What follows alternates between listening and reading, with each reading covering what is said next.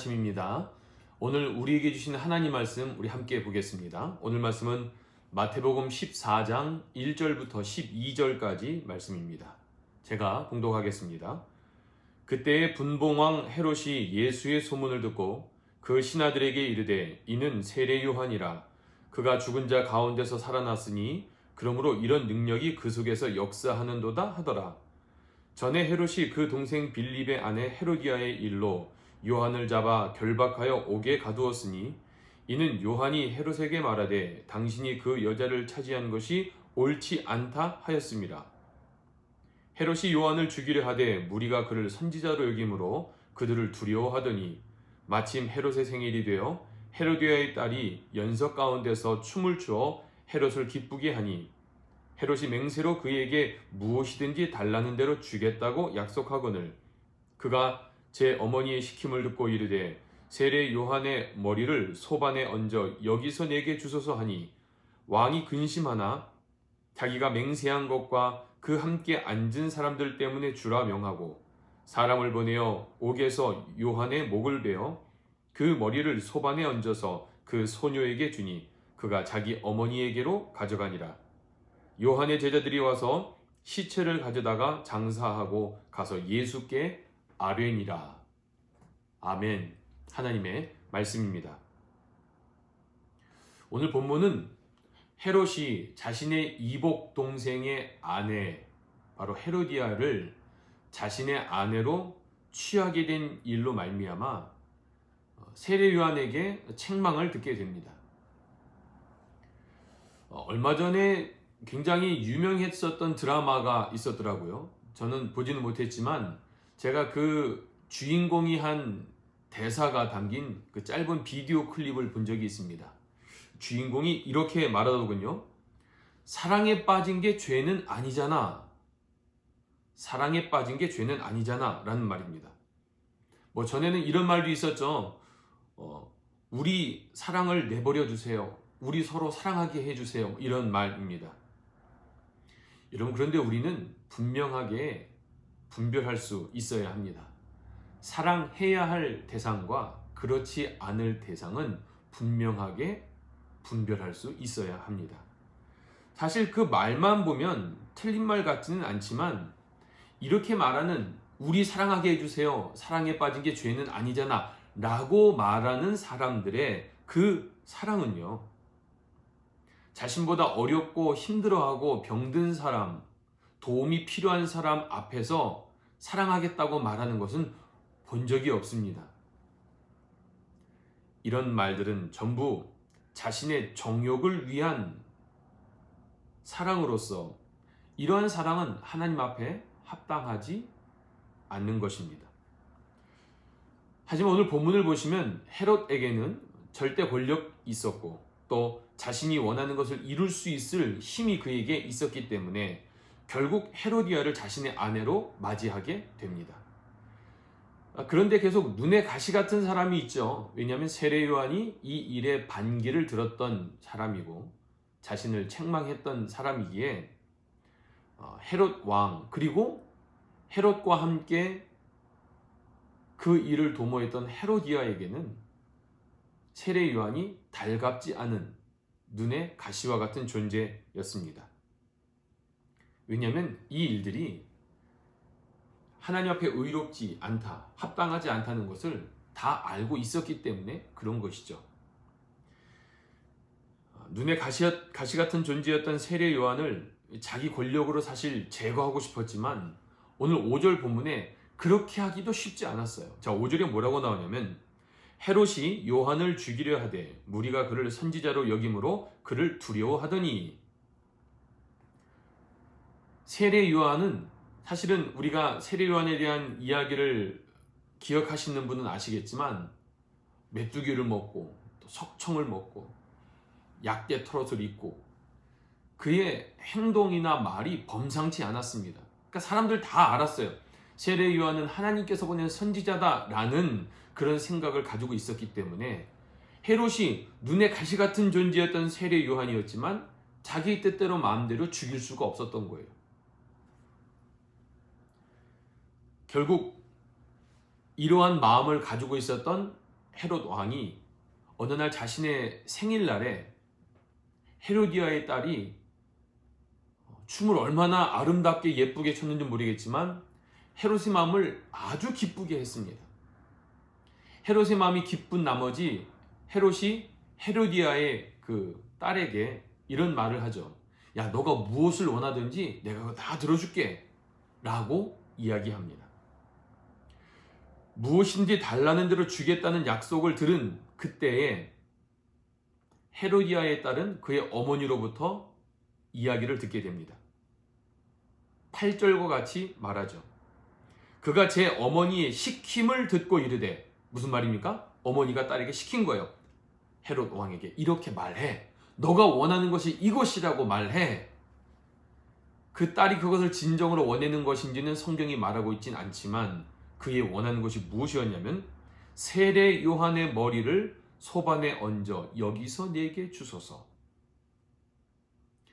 상상할 수도 없는 엽기적인 요청을 헤로디아의 딸은 헤롯에게 요청을 합니다.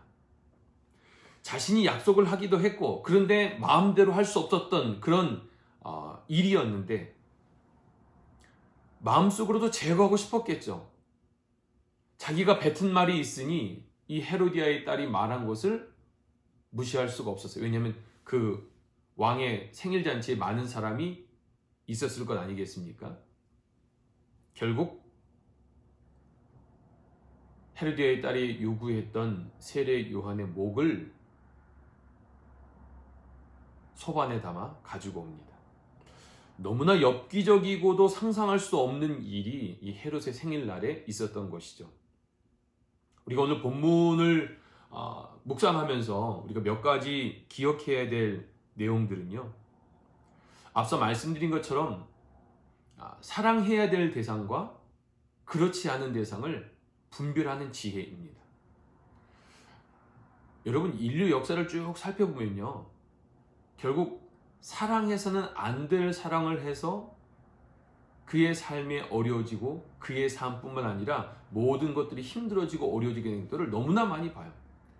뭐 세상 역사가 아니라 하더라도 다윗의 경우도 그랬습니다. 솔로몬의 경우도 그랬죠. 자신의 정욕, 이 마음을 하나님 앞에 바르게 절제하지 않으면 결국 그것이 하나님 앞에 죄가 된다는 사실들을 성경은 계속적으로 우리 가운데 말씀해주고 있습니다. 그래서 사랑해야 될 대상, 그리고 사랑해서는 안 될 대상을 분별하는 지혜가 우리 가운데 있기를 축복합니다. 두 번째로는 절대 권력자였던 헤롯에게 세례 요한은 담대하게 하나님 말씀을 기준으로 이야기했다는 거예요. 당신이 지금 행하는 그 일들은 하나님 앞에 옳지 않은 일입니다 라고 말입니다. 여러분, 사람은요, 내 말을 듣는 상대방이 내 말을 듣고 어떤 반응을 보일지 예측할 수 있습니다. 혹은 그 말을 듣고서 이 사람이 어떤 감정, 어떤 생각을 하게 되는지 우리가 미루어 짐작할 수 있죠. 그의 표정에서, 그 분위기를 통해서 우리가 알 수 있죠. 그런 거를 우리가 유추해 볼 때 세례 요한이 헤롯 왕에게 헤로디아를 아내로 삼는 이 일이 합당하지 않다는 이 말을 하려면은요, 적어도 세례 요한의 마음이 얼마나 담대했어야만 했었을까요? 옳지 않은 일을 바라보면서 그 말씀을 통해 이것이 옳지 않다라고 말할 수 있는 담대함이 세례 요한에게 있었던 것입니다. 오늘 불의한 세상 속에 살아가면서 우리가 그리스도인으로서 그 말씀을 기준 삼아 세상을 향하여 담대하게 말씀을 증거하고 또 말씀대로 살아갈 수 있는 우리 모두가 되길 주님의 이름으로 축복합니다. 어쩌면 오늘날 이 시대에 이러한 그리스도인이 꼭 필요한 때인 줄로 압니다. 세상을 향해 담대하게 살아갈 수 있는 우리가 되길 주님의 이름으로 축복합니다. 그리고 또 한 가지가 있습니다. 세례 요한의 담대함은 어디서 비롯되었을까요? 오늘 제가 말씀 한 구절을 좀 읽어드리겠습니다. 누가복음 3장 16절입니다.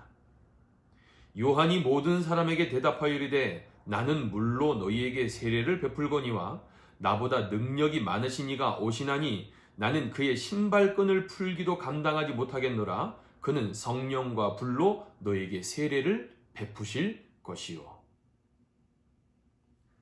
세례 요한은 사실은 예수님께서 공생의 사역을 시작하기 이전에 모든 사람이 세례 요한을 바라보며 이 사람이 구약에 약속된 메시아가 아닌가라고 착각할 정도로 많은 사람들이 추앙을 받았습니다.